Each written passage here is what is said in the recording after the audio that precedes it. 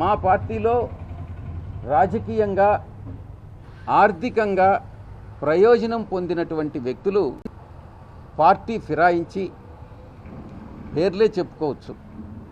కోటంరెడ్డి శ్రీధర్ రెడ్డి కానీ, వేమిరెడ్డి ప్రభాకర్ రెడ్డి కానీ, ఇంకా చిన్న చిన్న చోటా నాయకులందరూ ఉన్నారు, చెప్పాల్సినటువంటి అవసరం లేదు. రూప్ కుమార్ యాదవ్ అని వీళ్ళందరూ కూడా చోటా మోటా నాయకులందరూ కూడా, వీళ్ళందరూ కూడా ఓటమి భయంతో ఎంత రెచ్చిపోయి మాట్లాడుతున్నారని అంటే,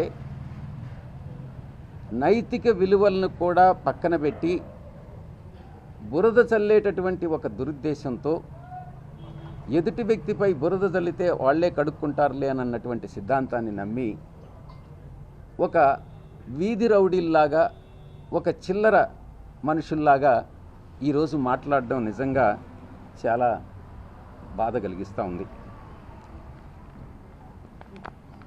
నిరాధారమైనటువంటి నిందారోపణలు, శాపనార్థాలతో వారిని అందరినీ కూడా పురికొల్పుతున్నటువంటి టీడీపీ నాయకత్వానికి ఓటమి తప్పదు అన్నటువంటి విషయం చాలా స్పష్టంగా తెలుసు. అందుకే ఇటువంటి పరిస్థితి ఈరోజు నెలకొల్పుతూ ఉంది. వారిలో మాట్లాడుతున్నప్పుడు కనపడుతున్నటువంటి అసూయ, ద్వేషం, రాజకీయ విద్వేషాలతో ఎన్నికల వాతావరణాన్ని ఈ వ్యక్తులందరూ కూడా చాలా కలుషితం చేస్తూ ఉన్నారు. ఏదో ఈ మధ్యన విశాఖపట్నంలో ఏదో సంధ్య అక్క అంట, వారెవరో కూడా నాకు తెలీదు, అక్కడ ఏదో సమ్ కంటైనర్లో మాదక ద్రవ్యాలు వచ్చాయట. ఆ మాదక ద్రవ్యాలు వచ్చిన సంగతి కూడా మనకు తెలీదు. ఆ తర్వాత వైఎస్ఆర్ కాంగ్రెస్ పార్టీ మీద, మా నాయకుల మీద, నాపైన, మా నాయకుడి పైన నిందారోపణలు మోపిన తర్వాత ఈ సంగతి ఏంది అని కానీ ఎంక్వైరీ చేస్తే అప్పుడు తెలిసింది. దీంట్లో ఉన్న వెనకనుండేటటువంటి నడిపించిన వ్యక్తులందరూ కూడా ఏ కంపెనీ పేరుతో అయితే ఈ యొక్క మెటీరియల్ వచ్చిందో వాళ్ళందరూ కూడా చంద్రబాబు సామాజిక వర్గానికి చెందినటువంటి వ్యక్తులు, టీడీపీకి చెందినటువంటి వ్యక్తులు మాత్రమే ఈ యొక్క మాదక ద్రవ్యాల వ్యాపారాన్ని చేస్తున్నారు అన్నటువంటిది. ఎదుటి వ్యక్తి మీద బురద తల్లి నిందలు వేరే వాళ్ళ మీద కానీ వేస్తే మేము తప్పించుకోవచ్చు అన్నటువంటి చంద్రబాబు నాయుడు సిద్ధాంతం ఎవ్వరు కూడా నమ్మరు. మోడీ గారు, బీజేపీ కూడా చంద్రబాబును నమ్మడం లేదు. ఏదో మొక్కుబడిగా ఏదో అలయన్స్ పెట్టుకున్నారే కానీ బీజేపీకి నిజంగా వారి మీద నమ్మకం లేదు. మతతత్వ పార్టీతో కలవాలన్నటువంటి తన తపన చంద్రబాబులో కనపడిందే కానీ బీజేపీలో అది కనపడలేదు అన్నటువంటి విషయం నేను తెలియజేసుకుంటా ఉన్నా.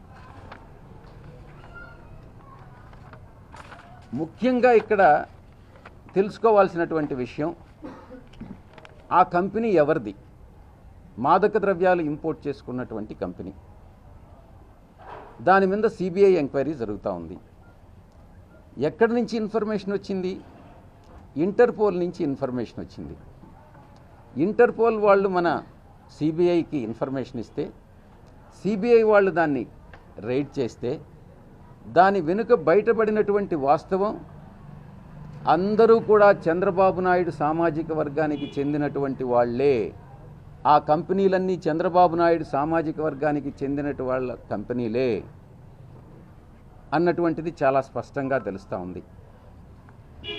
దీన్ని ఏ రకంగా తిప్పారంటే, మీకు బ్రిక్స్ అనేది తెలుసు.